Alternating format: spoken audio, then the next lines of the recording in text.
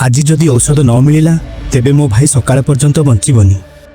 झियो से जंगल को जीए आज पर्यंत जाइछि केही फेरी आसी पारि नाहंती। ज्वर कमिबार ना नेउनथिला एवं औषध मात्र से गाँ रे मिलुथुला जहा जिबार रास्ता मृत्युर जंगल मध्यरु जाए। जेजी मु जीवी से जहा हेउना काहीकि जे पर्यंत मु जीवित अछि मो भाईर कोनोसी क्षति हेबाकू देबी नाही। से झियो माँ बापा को पूर्वरु हराई सारथिला एबे भाई को हराइबार साहस तार नथिला।